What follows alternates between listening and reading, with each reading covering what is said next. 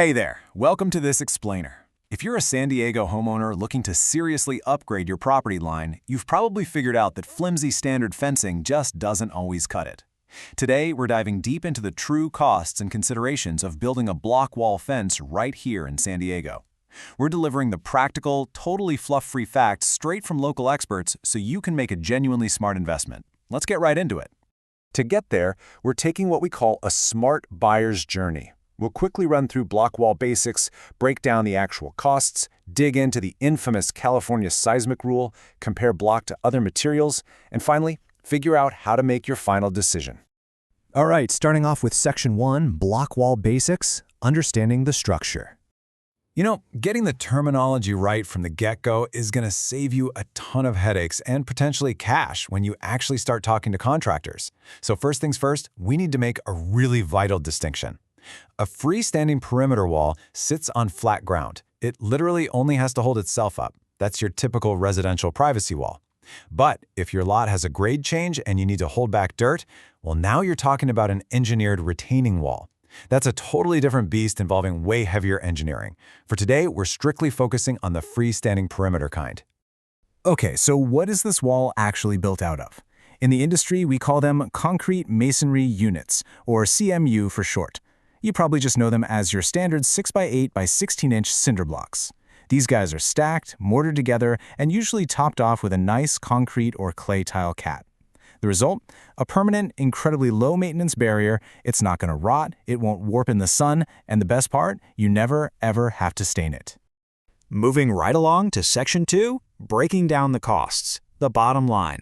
Now brace yourself because here's where the sticker shock usually hits. The primary installed cost is sitting between $60 and $120 per linear foot for a standard 6-foot wall.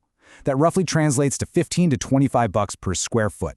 That's your baseline range for San Diego. But wait, why is there a massive $60 gap in that range? Let's take a look. Basically, your aesthetic choices are going to directly impact your wallet. You can definitely start with plain, bare gray block at the low end, around $45 to $70 a foot.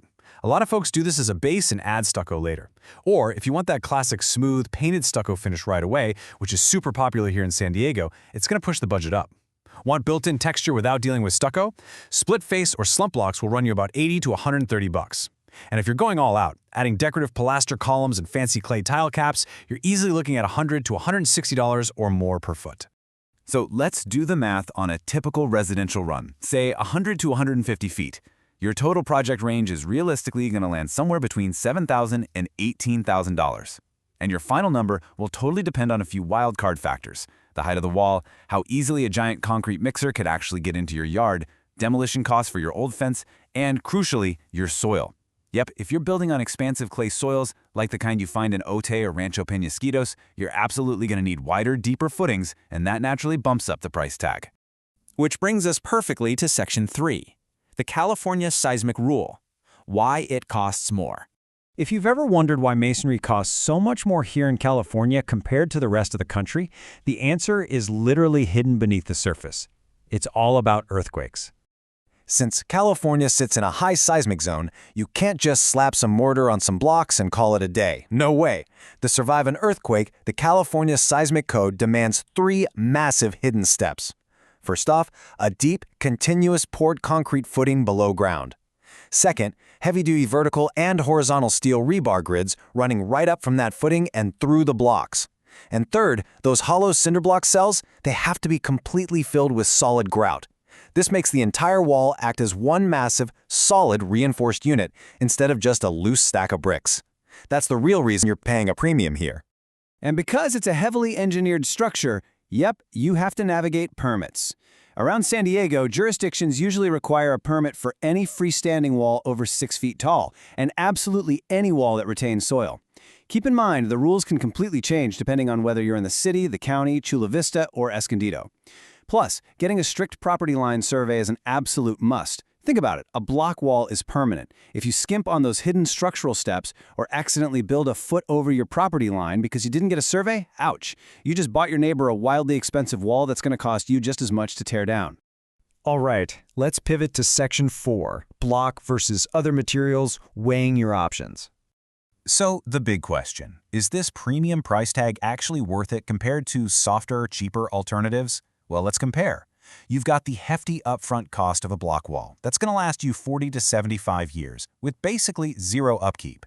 Compare that against a cedar wood fence. Sure, cedar runs about $30 to $60 per foot, which sounds fantastic initially.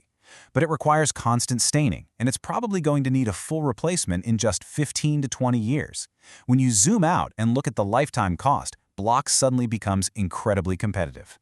Looking at our options here, wood gives you that warm, natural look and a low upfront cost.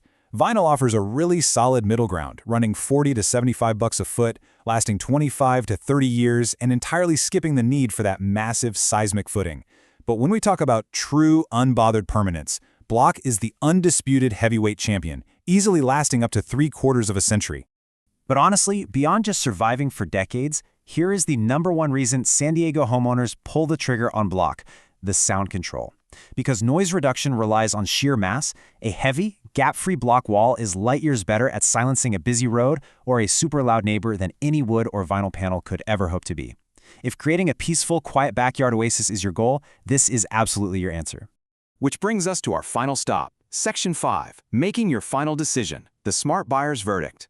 Now, as amazing as block is, it's just not the right fit for every single property line. You're going to want to go with block when you desperately need that noise reduction, when you want permanent, unclimbable security, or if you're fencing a street-facing or highly shared line. On the flip side, choose wood or vinyl if you're working with a tighter budget, if your backyard really needs a softer, warmer aesthetic, or if you think you might want to switch up your yard's layout down the road.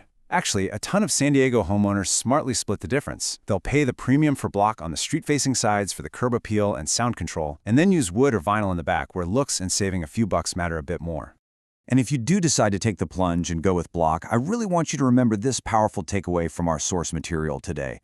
Quote, "A wall built on a thin footing or short on steel will crack and lean, and fixing it costs as much as building it right the first time." It is so true. The footing, the rebar, the grout, the stuff you literally can't even see, those are the most critical components. This is absolutely not a job for whoever happens to be the cheapest guy out there, because poor engineering will 100% double your costs down the road when the wall starts leaning. So as you stand on your property line and weigh those upfront contractor estimates, try to look beyond just the initial numbers. When you factor in that crazy 75-year lifespan, the unparalleled privacy, and the sheer silence a masonry wall provides, the true question you have to ask yourself is, what is that long-term peace of mind really worth to you and your family? Thanks for hanging out with me on this explainer, and hey, here's to making your next major home project a really smart one.